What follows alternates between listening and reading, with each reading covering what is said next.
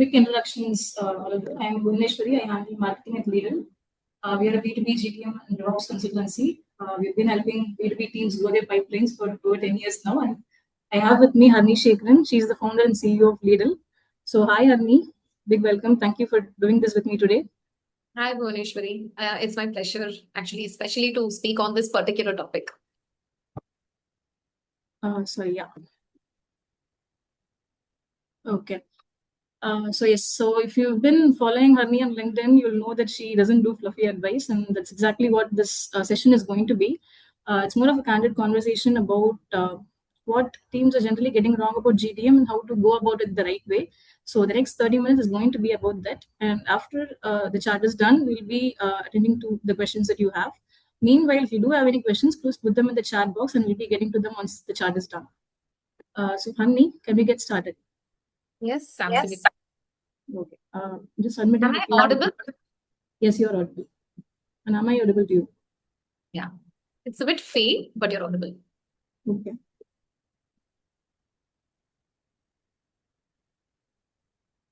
Okay.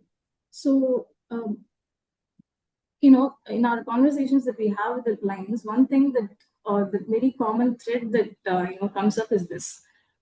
So they ask me or, our team that we are doing everything. We are doing outbound, we are doing ads, and maybe we have a strong, really hard-working team, but our pipeline is not growing. So what's really wrong? Are we doing anything wrong? If yes, what is it? We are not able to figure that out. So that's the kind of the conversation that Harinie has day in and day out. And I thought we should be doing this as a proper session. So we'll start with that first thing, Harinie. So when a team or when anybody approaches you and asks you or tells you that there's something wrong with their GTM, what is the first thing or the number one thing that you will look at? I think that almost always in my experience in the last, I want to say 4 to 5 years in doing this, the problem has been that most founders, right, they develop their product for a way to solve a particular problem, which means they automatically think that they know which audience is going to buy the product, who owns the problem in an organization, who has the budget and all of that, right? And they also think that they know what to say in order to illustrate the pain point or illustrate the value. The problem is that a lot of this is very good theory, but you have to treat it like an assumption until you validate it in the market through real campaigns, hear directly from the customer, and then start framing your sales, messages. This is where I think most people go wrong. Once the product is built, they do not take the time to do a real go-to-market motion. And to me, a go-to-market motion is not one where you're going and saying, this is what the product does, this is the value it's going to add.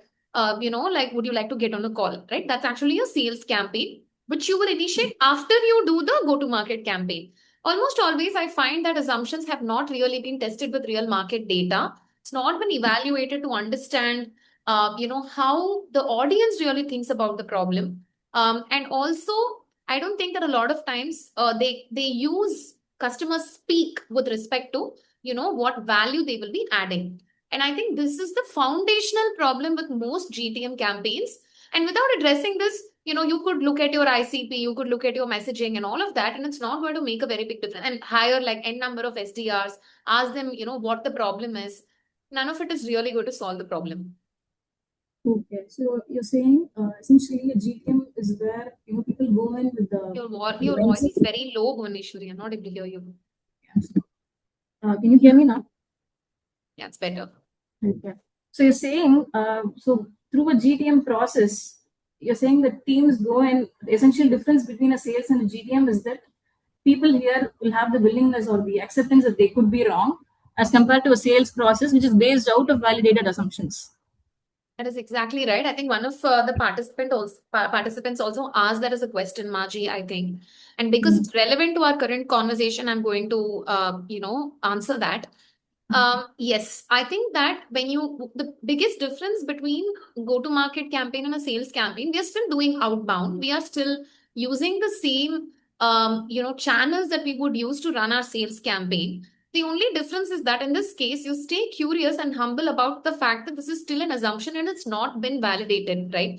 So when you have that, what you will then do is instead of talking about the problem in only one way, typically what we do is we'll actually build an assumption matrix when we run a go-to-market campaign. There we'll see what are all the different problems the product solves. There might be 8, 9, 10. We're going to pick the top three, like the most valuable problems that it solves, right?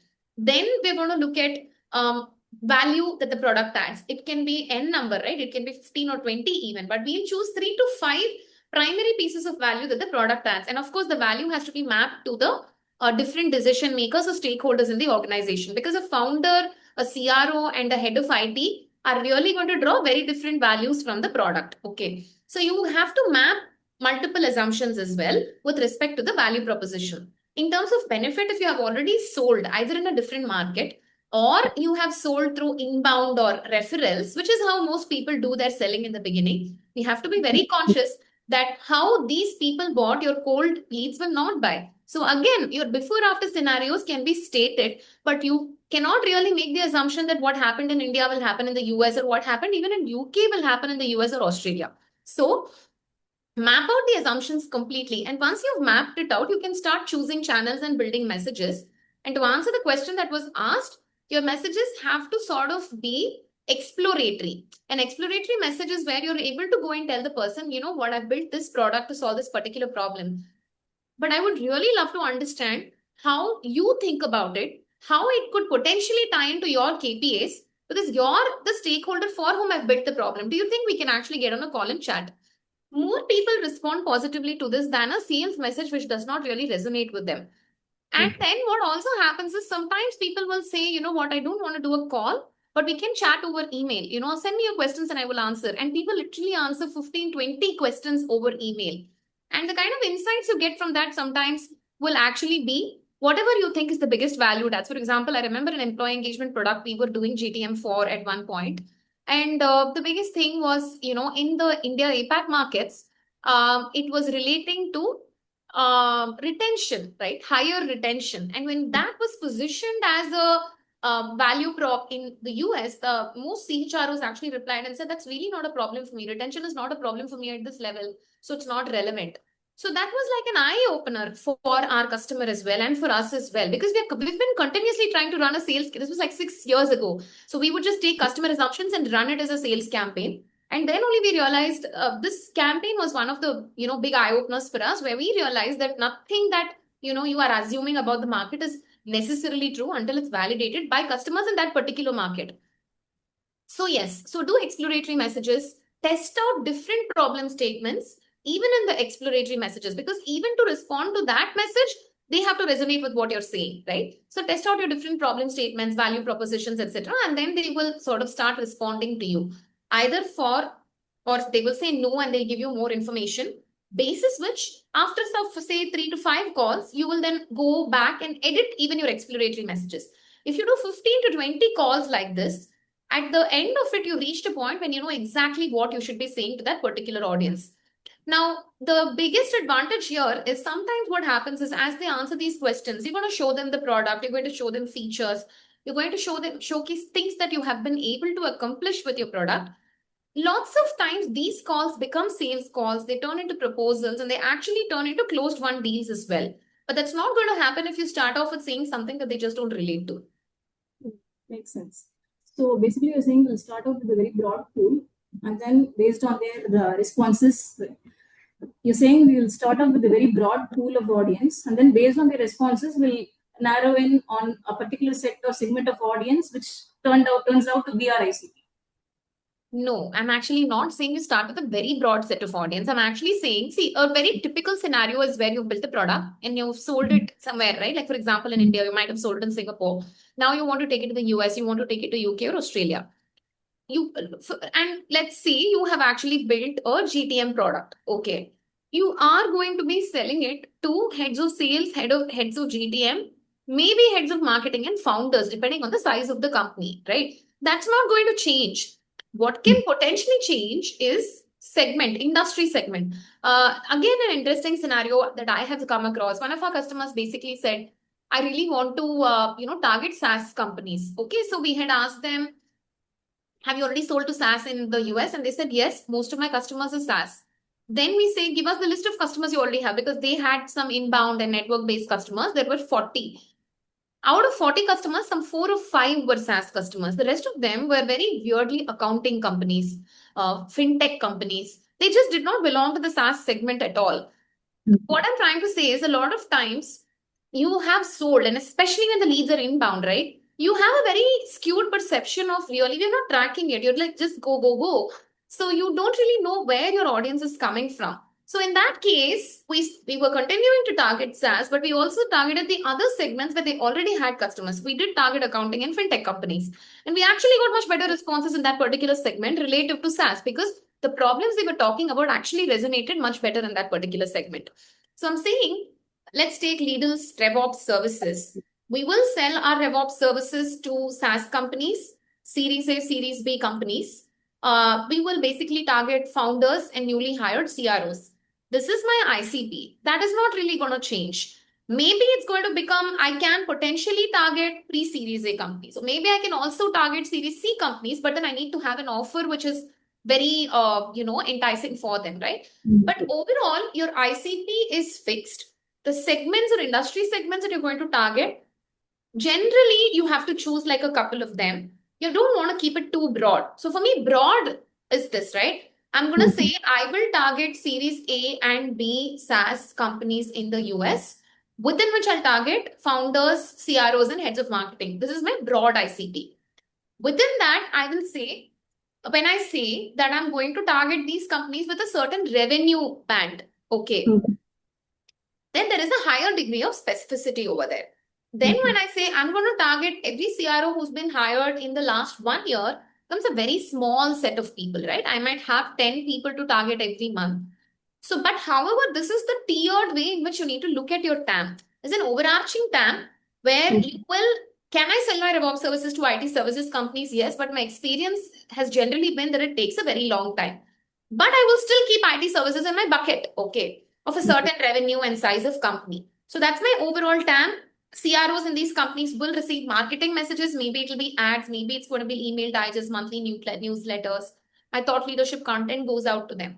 Then my second layer is where I'm running my regular outbound campaign. In my regular outbound campaign, I'm going to target the Series A, Series B companies with a certain revenue, founders and CROs. Now, these guys are going to receive maybe 5 to 6 touch points in terms of messaging from me through LinkedIn, spread across LinkedIn, email, and warm calling. Then my highly specific high priority list, right, where it is a newly hired CRO, where I'm very sure they face ABC problems.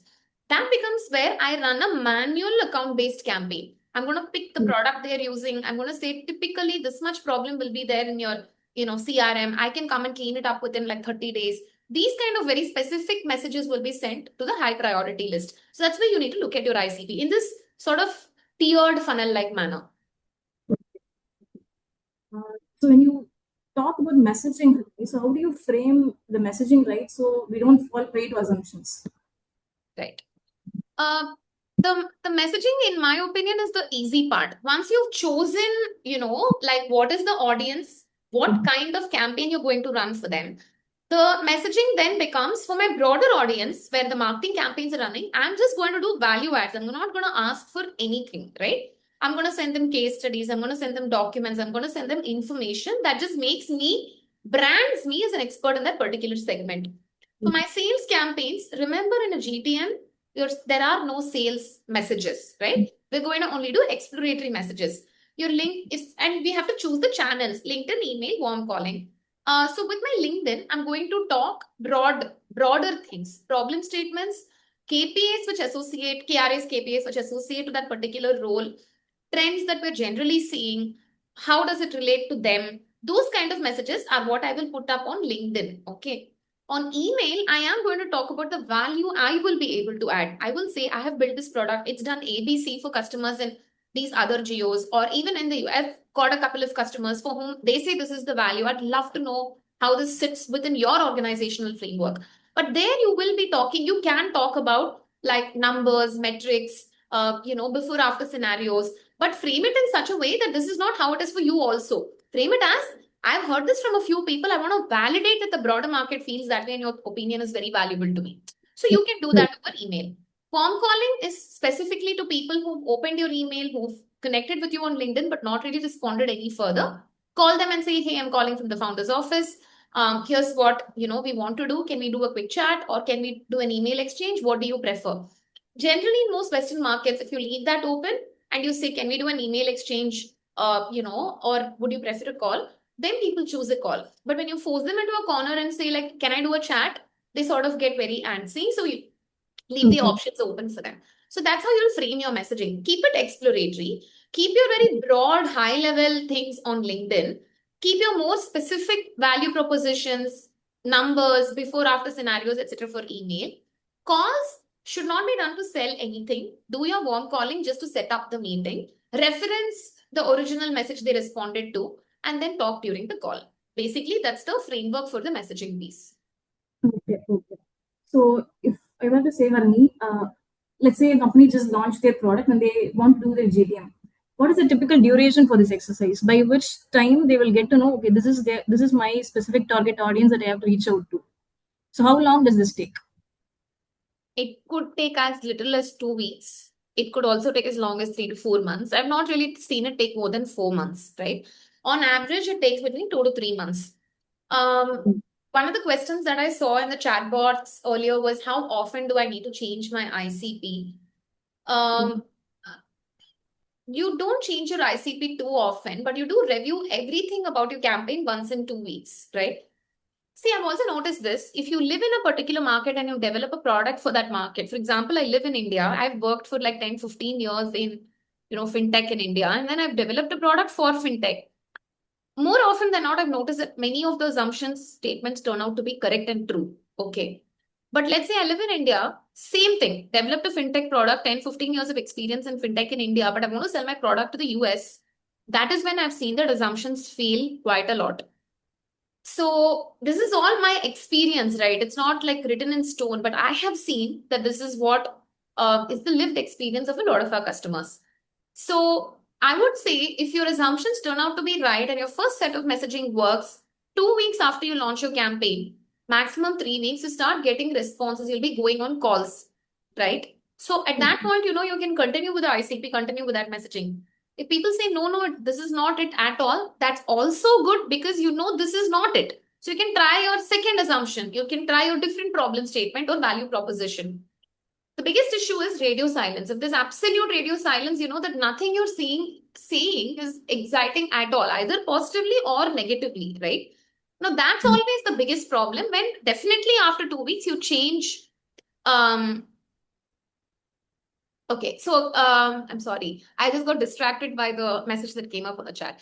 I was just Okay. going to say that if you have radio silence, you definitely change your IC. The entire ICP should not change, but you can look for a slightly different segment, go for a different industry, vertical, if that makes sense. In terms of roles, go one level higher or one level lower. These are all changes that you can try, but don't try too many changes at the same time, because then if it works, you won't know what actually worked, right? And Okay. we talked a lot about ICP and segment, but something that we don't really focus on enough is the seniority level in the company. Okay. We almost always tend to think founder has deciding capacity or VPs have deciding capacity. And this is very true in India, where power is very centralized. It's also true in a lot of APAC countries. But in the West, and I want to include most of Europe and the US, power is very decentralized. So if you're going to go for investments of $5,000 to $10,000 per month, a lot of mid-level managers and senior managers have the authority to make those decisions. So while they are not the only people you should target, you should also keep them in your mix of people to target. Also, with the messaging piece itself, something to keep in mind is, I'm going to talk about our CRO services as an example, right? Let's say that it's not CRO services, it's revenue operations. What do? We clean up the CRM, we set up integrations, we make sure that unused products get eliminated, we increase adoption, essentially reduce cost, increase pipeline visibility, and make sure that the forecasts that are being made are actually accurate. Okay, so let's say this is what I'm doing. If I talk to a founder, I'll talk about pipeline visibility, forecast accuracy. But when I talk to a CRO, I'll talk about CRM hygiene, adoption problems, how much revenue is really getting missed out, reducing costs. Now, these are the things I will actually talk to a CRO. One level down, when I talk to a VP of sales, I will actually be talking about how, with the right RevOps systems, one person can actually run 5 different campaigns instead of having 5 SDRs for that, right? So something that we miss out, the nuance that gets missed out a lot, is at different levels, even in the same department, people care about different things. Correct. Just a simple example, an SDR cares about booking meetings. Your AE cares about the quality of the meetings. Your VP of sales only cares about conversions. Your CAO cares about conversions as well as retention and Correct. customer seeing good things about your product, right? So we have to remember that there is a layering with what people, even in the same revenue function, care about. And I think a lot of times we miss it out and we send the same messages to everybody and think, hey, why are they not responding? It's because you're not talking to their problem. Correct. So this is the actual personalization. Yeah. Okay, nice. So I saw another question, Harinie, so which is, how does value prop affect this process? Like, how do we define our value prop properly? Based on our conversations, we arrive at the ICP part. But with regards to the value prop, how do we frame it? Uh, Value prop is a piece that generally, I think that this is a very founding level problem, right? So that is something that generally should be figured out before you're even, in my opinion, even before a VP of sales is hired, the value prop piece needs to be completely figured out. It's not something that can be figured out by the VP of sales or the account executives or the SDRs that are running the campaigns. They should in fact come in ideally after the GTM phase is over. And once the sales phase is begun. But I know that a lot of companies hire these people beforehand itself, right? So framing of the value proposition is pretty simple if you've sold at least in a different market because you understand in some sense what is the value that the particular product is adding, right? So you're typically able to frame it on the basis of that. But usually it is assumptions only. I'll give you that from the use case of our outbound services, right? So you can say I book meetings. That's one value proposition. You can say I set up the right systems so that you have a sustained meeting volume every month. That's another way to frame it. And then you can also say, I make sure that your revenue increases from X to 2X. That is a third way to say it. Okay. All ultimately what I do is book meetings with the outbound services. But I can put it in three different ways. And these are just like theories that you test out, right? Today it's very easy. You can basically sit down with Claude and develop like 5 different value propositions, just test it out in the market, see what works. And I think that's a good way to go. You know what your product does. That will not change. Suddenly, your accounting software is not going to basically start running your GTM campaign, right? So your product does a particular thing. With that, you can frame it in 5 different ways. Okay, just make sure you're not like doing tall claims, right? Like, for example, I know people who would go and say, I'll book 20 meetings in a month without even knowing exactly what that company is about, whether it's enterprise or mid market or startup. Make a claim which is reasonable, which sounds valid, because today everybody has a very strong nose for like nonsense, right? So you want to make sure that what you're saying sounds like a real number or a metric. So yeah, that's what I would say. It's very easy today. You know what your product does, put it into whatever is your AI tool of choice. And say, hey, give me 5 different value propositions or 10 different ones. When you look at it, you will know what is reasonable, what's not reasonable. If you already have customers, you can get them to validate which of these things makes the most sense for you. We do that in our GTM campaigns. If you have customers in India, we talk to those customers to understand, hey, I have these 10 things. Which of these would you say is true? And then when the customer says, I think that 2 and 5 are correct, we use those in our campaigns. Okay, got it. So here is another one. Bhuneshwari, your volume is very low and I'm not able to hear you. I'm speaking this. Can you hear me now? Very sorry about this. Maybe you need to use earphones or something. Okay, go on. Yeah. So this is another one. Okay, so is there any guarantee that we will receive a certain number of meetings month after month if we follow a specific approach or process? So this is sales, right? There's no guarantees. It's like the small print in the insurance document. There is nothing like there is a guarantee that you will do a certain number of meetings. But that said, you can say with like 80 to 90% certainty that if you follow an exploratory approach, you will be able to book a certain number of meetings for the startup versus mid-market versus enterprise segment in the US. I don't know if the question was relating to the US or India or any other market because the number of meetings actually changes depending on all of this.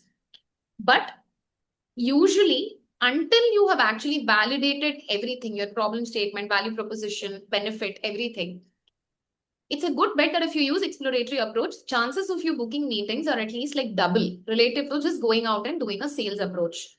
The chances Okay. of your exploratory meeting actually converting to a closure is also much higher. That's how I would put it. Normally, when we work with customers, we basically give projections because we have worked with multiple products over the last like 6, 7 years. So we will give projections. We'll say, hey, for an enterprise customer in this segment in the US, if we've run a campaign in the past, we take those numbers and then we give a projection on the basis of that. Same applies mid market, startup, we do that. But there are no guarantees here. Okay, got it. So, just as a corollary to that, once you have run this for 3 months and you've gotten a certain number of meetings, after that, you can predict the meeting volume from month 4 to month 5, right? Like month 4, month 5, you can predict with a 10% variation what is the meeting volume you will get. But for that, you have to run this for 3 months. Okay, understood. Fine. And it's another thing. I think this is something that we discuss day in and day out. What is the importance of marketing and sales running in a non-siloed manner in today's day and age? What is the importance of marketing running in a silo? Marketing and sales running in a non-siloed manner. Oh, I mean, it is Yeah. the most important thing, right? Like the days of just doing outbound, cold outbound alone are actually over. Today, we don't run purely cold outbound campaigns for customers. Like most of the time, we don't run campaigns. We actually like build and operate it for them, and then we try to transfer it internally. That's a different story. But today, the campaigns we run are typically integrated marketing and sales campaigns. I talked about the tiered approach in the beginning, right? So the larger TAM will typically receive, those email digests, newsletters, thought leadership content that's going to keep going out. And then, even in the outbound sequence, if I do 7 touch points, at least 1 or 2 of them will just be pure value add touch points. And then in the ABM is basically where you're going all out with respect to the cold outbound itself. It's really important to tie this in with other things like website visitors, ad clicks, etc. Because that is the only way to make sure that you are relevant and you are in the right buying window when it comes to tapping your customer. Without all of this and without signals in particular, you're basically just spraying and praying, right? And I don't think that works anymore. Can you explain a bit about signal serving, specifically Yeah. signal-led outbound or process? Right. Signal led outbound is pretty much the only way to run outbound today. And normally, what we mean when we say this is, um, like somebody can drop in the comments like what your product is, and then we'll actually be able to talk to you about signals specific to your particular product. But for the moment, I'll just talk about okay. So for the moment, we'll talk about Leadle and our, RevOps setup. Okay. Revenue Yeah. operation setup is something that is relevant for CROs. It is relevant for Yeah. founders. It is relevant for heads of marketing and heads of sales. Okay. Um, and for this segment, for me, obviously, one of signals will stack up, right? The moment you say, I'm going to basically target these are the particular roles, I'm going to target Series A, Series B funded companies, that already is a signal. Then, if Mm. I say I'm going to target Series A and B funded companies in the last 1.5 to 2 years, it becomes another signal layer. Third layer becomes I'm going to talk to companies who hired a CRO in the last 1 year. That's a third layer of signal. So and then if you also connect it to the people who are coming to your website and maybe reading a blog or they're on your pricing page, that is another 2 pieces of signals. When you put it all together, this is basically what a signal-led campaign is. Here you have to walk a sort of middle path between too much spraying and praying and applying so many signals that you have too few prospects to target. You kind of need that broad base and then a medium base and then that really, really targeted smaller base. This is why I talked about the marketing and then the outbound and then the ABM piece. Um, so if you, I think payroll, I think I saw something Yeah. payroll come up. Payroll. Let's say you have a payroll software. Some of the signals you could generally, you will have normal signals, right? If you've generally worked with IT services companies, 500 to 1,000 employee count, and you have actually worked with companies of a certain revenue. So these become your primary filters, primary signals. Then you can start looking at companies. If let's say you have a competitor product, okay, really good way to look at it is, um, if you look at a CRM example, there are certain CRMs which are really good for startups, right? But then when you move into a mid-market company, you get really big and you grow.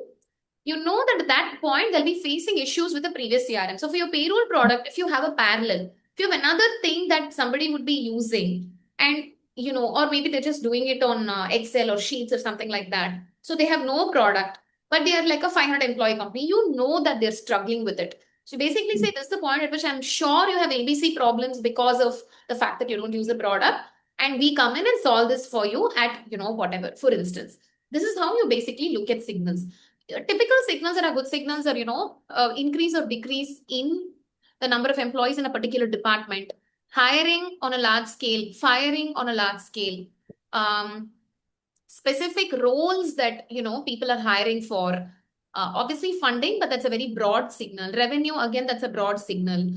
These are all some of the signals that you could be thinking. Products, right? Sometimes the biggest problem with outbound is you are never able to identify whether people are looking to buy. Right now, that problem is somewhat solved by signals, because you know that when this person has been hired, there is already a growth related thought, which is why they've been hired. Therefore, there is potentially budget. So if you tap them at the right time, it enables you to actually catch people in the buying window. Normally, this used to not be possible in an outbound campaign. Now it is possible with signals. Okay, got it. Okay. So I think there was another question, okay, from Maji. Like, do you get the signals through Sales Navigator?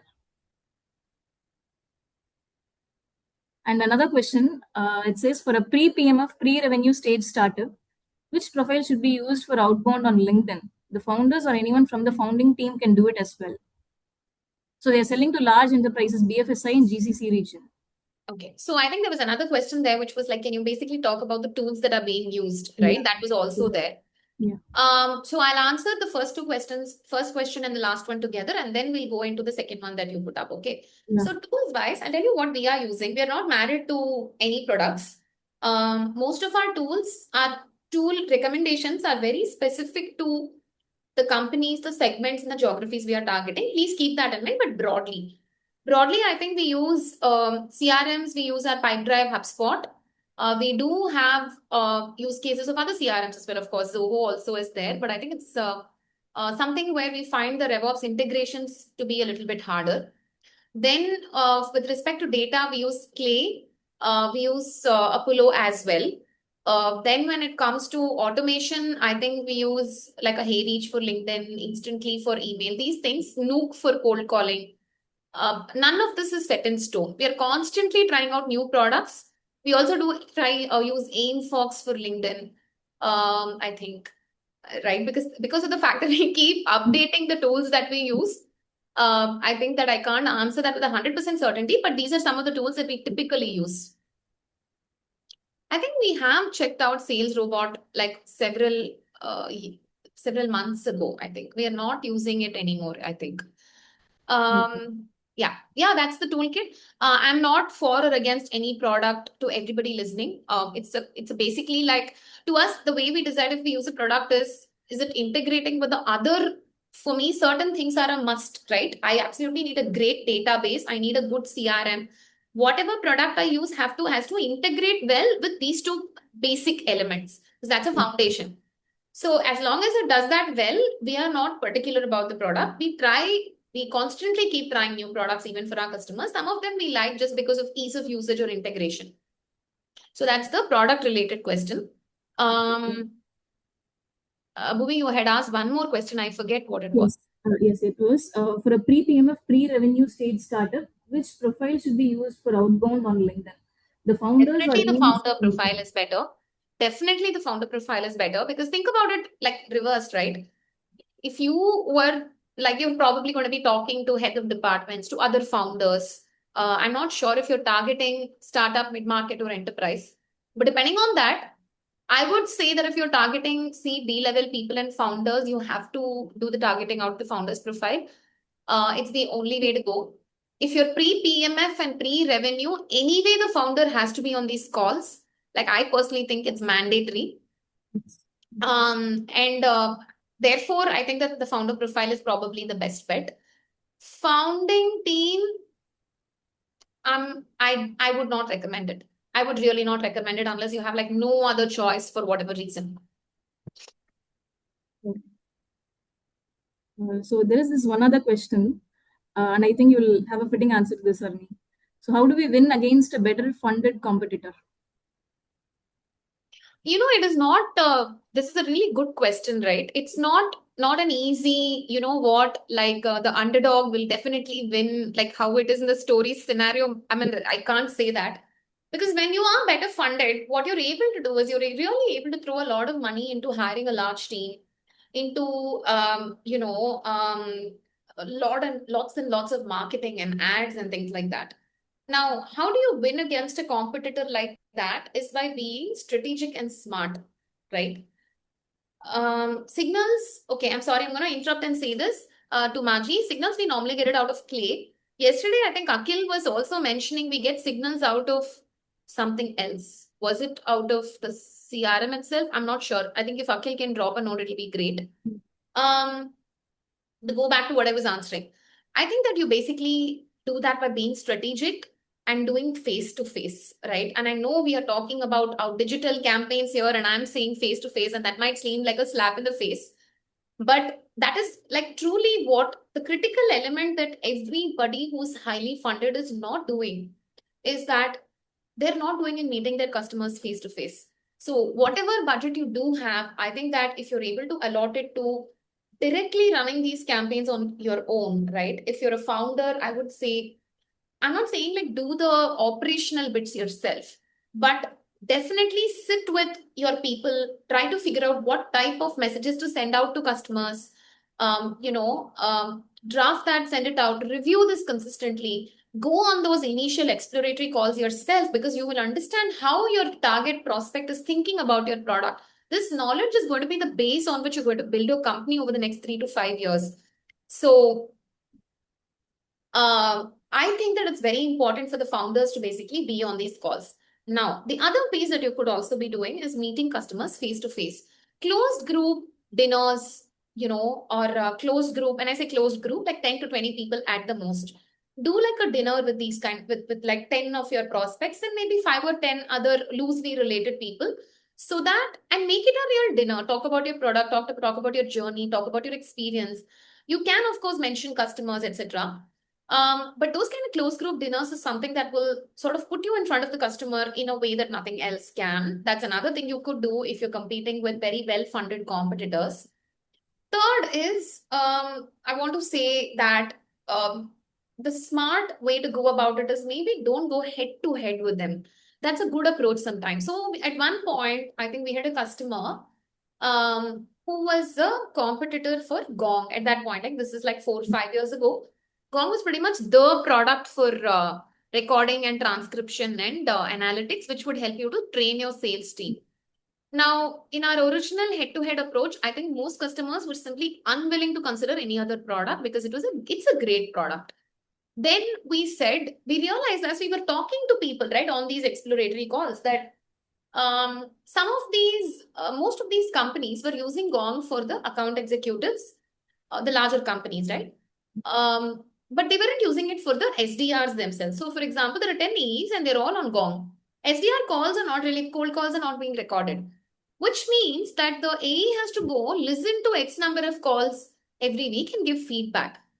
Why was the company not taking the Gong for everybody? Because it's an expensive product, right? So that segment we specifically targeted. We went to the companies using Gong. We said, hey, all your AEs are on this. How about you try this for for your SDRs?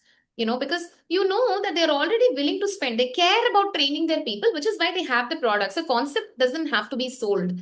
You're just targeting a slightly different layer within the same organization. So that's a kind of strategy that might get you into the companies that your competitor is actually already, being used. I can only give you illustrative examples. There are several other cases where, we've gone against better funded.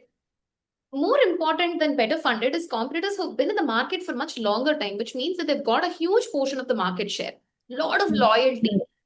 Yeah. Many times it doesn't pay to go head to head with them in the beginning. It makes a lot more sense to go sideways. Another thing we also did was customer success calls were not really being recorded and analytics were not given. So we also targeted the customer success segment, which worked really well. This is after 1.5 months of trying to go head to head with the biggest players in that particular industry. We did everything, right? We went after, we said, this is so expensive. You want to try? They were like, no, this is the greatest product ever. I'm not talking just Gong. There are other competitors as well. We went after people who'd left neutral to negative reviews and competitor products on G2, I think. So we tried all of that. It was all giving something, but it was not sustainable and it was not measurable, right? Like I couldn't predictably give X number of meetings. But when we started doing this sort of sideways approach, it actually worked. 7, 8 months later, they were able to move into different segments as well, right? Because you also become like a known name at that time, which is why I'm saying if you're going against better funded competitors, you've got to be very strategic and smart about it. Yeah. Right. Here's another one. Like, what GTM milestones should we hit before raising the next round? What GTM milestone should you hit before? Raising the next round. Raising the next round. Okay. I'm assuming you're at seed or pre-series A or something like that, right? To me, I think you definitely need to achieve PMF in your primary market that you're targeting. And when I say achieve PMF, I think you need to be predictably able to reach out to X number of people, get Y number of meetings, and get Z number of conversions. You need to be able to do that. And I'm really not talking revenue numbers. I'm saying you need to achieve that pipeline visibility that you are able to do this. I think that's very, very important. Another piece, a lot of people obviously wait for revenue milestones, right? Like you get 700K in revenue or a million in revenue. Some of my customers have generally been able to go for, I think at 500 to 700K, you should be able to raise a bridge round. And then like when you get to a million upwards, obviously, I think people are willing to fund you for the next round, especially if you are able to show pipeline visibility. So here's a good way to think about it, right? If you have pipeline visibility and you're running short of runway, you can raise a bridge round. If you have revenue, great, you can raise your next round. But without revenue, with visibility, you can still raise a bridge round. It all depends on how much runway you have, and a lot of people don't like to raise a bridge round because you don't want to dilute at that stage.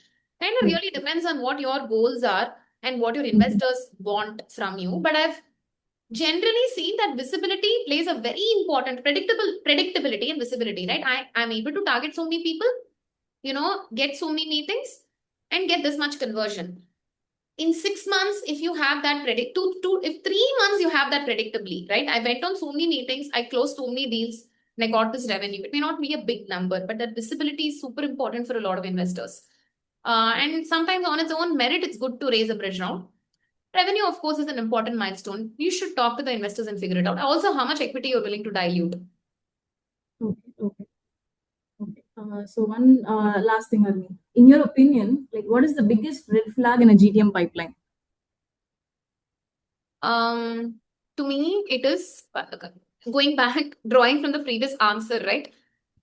Conversion metrics being poor for me is a very bad thing in a pipeline, right? To me, it's a big red flag because when you don't have it, you don't have meetings. You know you don't have meetings. You're not going to run on the false assumption that everything is great.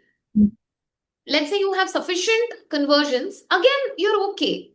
But an inflated pipeline that is not converting is always a very big red flag. A lot of leads, but the leads not converting into meetings. Lot of meetings, but that not converting into proposals. So many proposals going out, that's not closing, right? These are some like pipeline conversion metrics is something I would really look at rather than the absolute number of leads or meetings and proposals.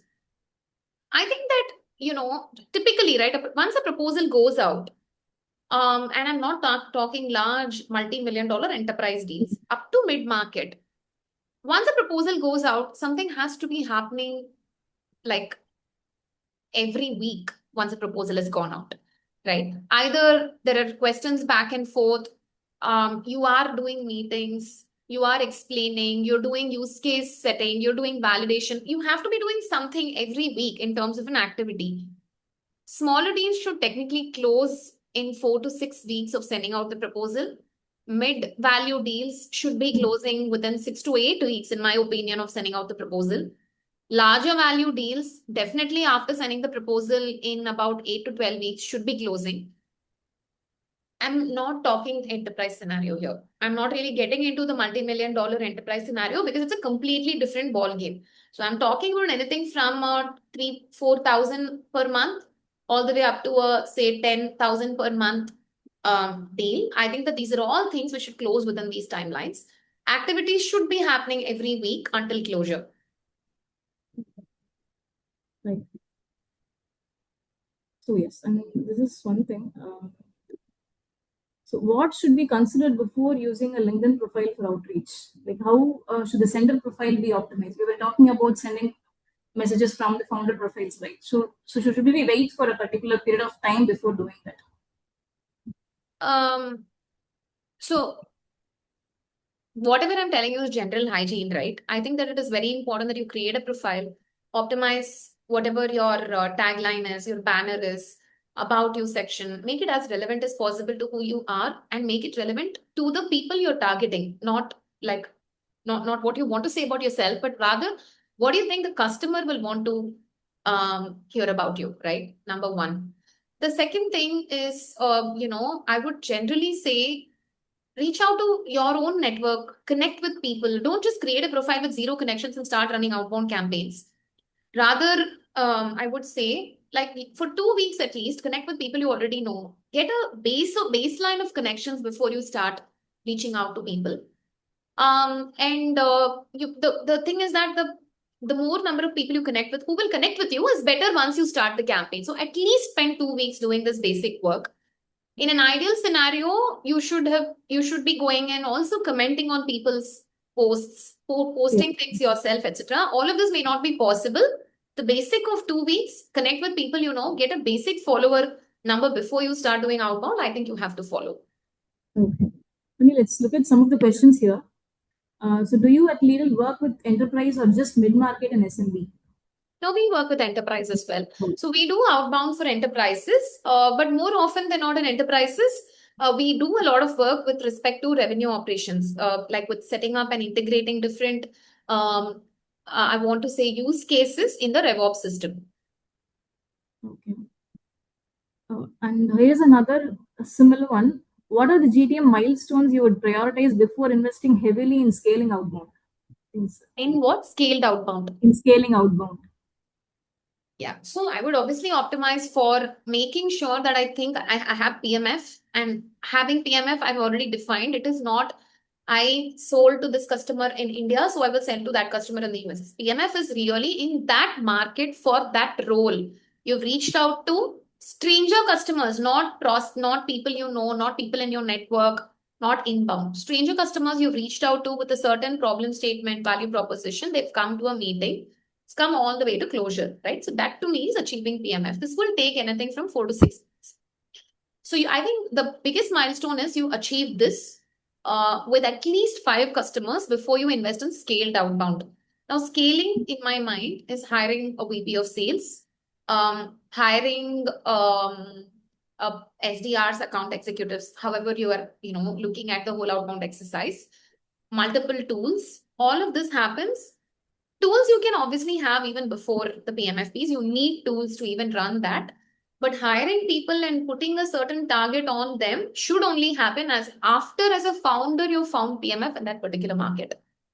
Because otherwise, you're never going to know what failed. You're not going to know whether the process failed or the people failed. And you'll always be left guessing. Yes. Right. So another question is pros.ai good for LinkedIn outbound? I think Akhil will be the better person to answer that. Another question, since you mentioned outbound, which is the best outbound channel you prefer for the US audience, specific for healthcare industry? Channel, I think, is going to depend upon where your audience is most active.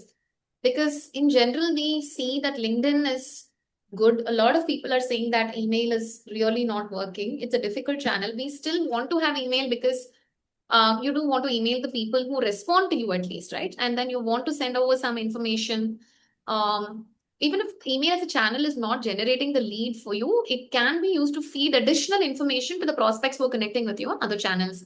So I generally do not like to leave out the 2 basic channels of LinkedIn and email.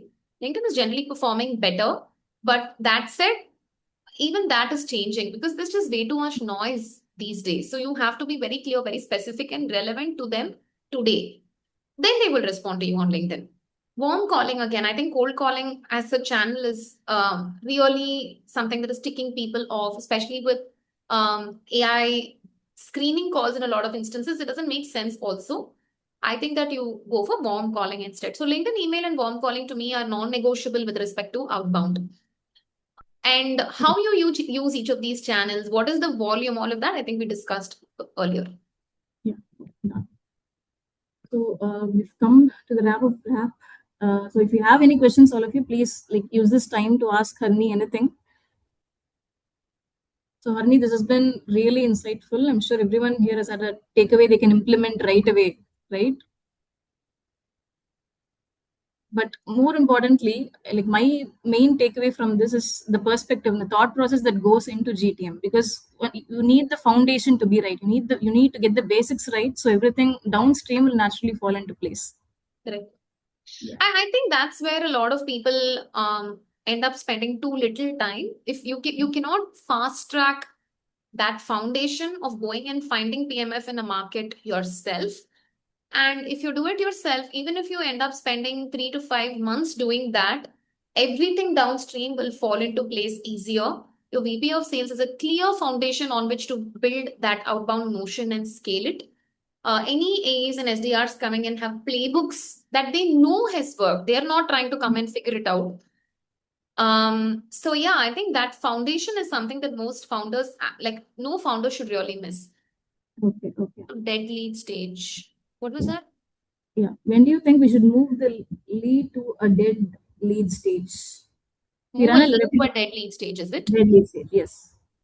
It depends on what you're calling a lead. If you're calling somebody who responded either in a neutral manner saying, send me some information, or positively saying, yes, let's get on a call. If that is what you're calling a lead, if you're not able to convert that into a meeting in 2 weeks, in my opinion, you should convert it to the dead lead stage. But once you put it into the dead lead stage, don't just throw it out of your pipeline. Feed it to your marketing team so that they are able to add it to the overall weekly digest newsletter cadence. So they keep receiving information. It's just not sales information. But also write a note to them and tell them that, hey, you know what, looks like your priorities have changed. And I definitely don't want to be chasing you when you're doing other things. So I'm just going to, let this go from my end. You can always reach out to me at any time and I'll be happy to, respond. It's whatever, right? Like whatever your version of a closure email is, send it out and then tell them that, inform them that you're, adding them to your marketing cadence because you think that information will be useful. And they'll come back to you whenever they are ready. Okay. So I think that question is answered, because his main question was, just because I didn't get a response today, I shouldn't stop the outbound process, right? Correct. But that said, so if you're calling everybody you're targeting as a lead, right? To me, I would call that a prospect. Just for clarity, for me, a lead is already somebody who's responded. That I will move out of my pipeline in 2 weeks. But the prospect that I am targeting, I will normally set up a sequence which has, today, I don't think you should do 10, 12 touch points. 5 to 8 is the maximum. If you're doing 8 touches, at least 3 of those should be marketing value add touches rather than like our cold outbound touches. So once you 8 touches are normally spread out over a period of 2 to 3 weeks, right? So after that, I think you have to move them into your marketing cadence. Remember that I'm not asking you to push anything completely out of your pipeline. I'm only saying remove it out of your outbound pipeline and push it into your marketing pipeline. So any GTM tool you have in mind, from capturing signal, enriching contacts, outreaching the matched contacts, following up with the prospect until they become a lead. What was that? Say that again, Bhuvaneshwari. So any GTM tool you have in mind, from capturing signal, enriching contacts, outreach to the matched contacts, follow up with the prospect until it becomes a lead. I'm always losing you midway through. Are they asking for a tool? Yeah, tool. That Any will do GTM what? will do everything from capturing signals, enriching contacts, doing the outreach, follow up, and everything. I think we Akhil should predominantly answer that. I think yeah, Clay definitely does that. yeah. I think also another thing is, I don't know if everybody noticed, somebody else was asking, are there any other signal tools? And Akhil said that HubSpot also provides signals. I'm not sure if you guys caught that. Akhil, please answer that question of, is there a tool that does everything? I think Clay does most of what was asked.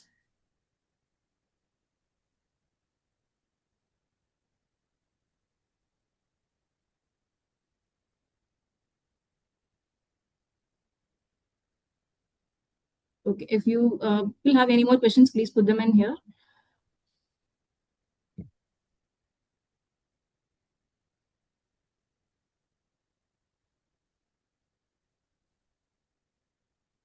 I think we answered all the questions.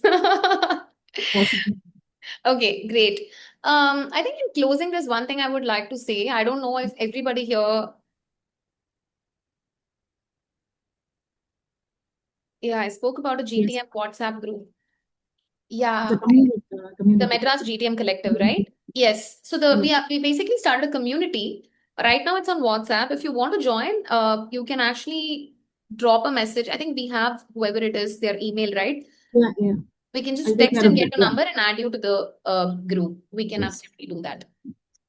In closing, I don't know if everybody here is a founder, but I would like to say only one thing, right? With AI coming in and adding so much noise to the whole sales environment, I think anyone's differentiator is really their very human brain. The way you're able to think, the strategies you're able to deploy, and that human element that you're able to bring into every conversation. This is why I genuinely think that face to face is going to become more and more important, because nobody really knows. Nobody really knows who's reaching out anymore. Nobody knows where content is coming from anymore. I think we all know to identify AI content by now, right? So I would say it might seem as if AI is coming in and taking jobs left, right, and center, but I also believe that it's only taking away a lot of the manual redundant work. So therefore, as long as we continue to keep ourselves sharp with respect to the human element of sales and learn how to use the tools and adopt AI, we'll all be okay, is what I think. Just wanted to leave this here on a very positive note. Clay, Yes. Flocker, BitScale are Yeah. all reliable databases and act as enrichment, research, and orchestration layers. So I hope that answers your question. So the tools are Clay, Flocker, and BitScale. Yeah. Akhil has given the list of the entire tech stack. So Hmm? we have everything they need here. He's just Yeah, given the yeah, yeah. entire tech stack. I think we've shared the entire tech stack. Yes, absolutely. So I Yes. also want to ask everybody here, we'll wrap up now. But if there's a specific topic on which you want us to do the next session, please leave it with Bhuneshwari and we'll actually talk about that and cover that. Yeah. And speaking of, we are going to be doing this as a series, and our next webinar is going to be about Claude. Like, if you're a business owner, if you're anybody who's setting up Claude, how to go about it. That is the next session. And if you are following us on LinkedIn, or if you have subscribed to the Leadle page on Luma, you'll be updated, so you'll know in real time. Okay, so for all of you who joined, you'll be getting the GTM audit checklist in your inbox in the next few hours. It's something we send to our clients. So fill it in. Harinie and the team will review every response and they'll send you back a specific action plan related to what's broken in your setup GTM and what you need to fix first. So that will be it. Okay, so they want a breakdown of the case study or a live session of doing GTM in the next sessions. Sounds good. We'll do the Claude one and then we'll do the live GTM session. We'll pick a product. So you can, if you want to actually have us do the GTM audit for you and like do a 1 hour, normally that's a multi-hour session, but if we can do whatever we can in 1 hour, please nominate your company, your product, and we'll do that in the session, in the next to next session. Yeah. Okay, I think we are done, Harinie. It was really great having you. It was great, like doing this session. I really hope this helped. Yeah. Keep the questions coming. We'll answer them offline. How often will these sessions happen? I think we're planning definitely once a month. Once a month. Maybe more often if we are able to pull it off. I think we're generally thinking one online event and one offline event. So we'll do 2 sessions every month. One will be online, like this webinar, and another will be offline, conducted in Chennai or in Bangalore. That's the plan right now. If you join the Madras GTM Collective, we'll keep you updated about all of this. Yeah. Okay, thank you guys. It was a pleasure having you all here. A great audience. Thank you all. Thank you, Harinie. Yeah, take care. Bye.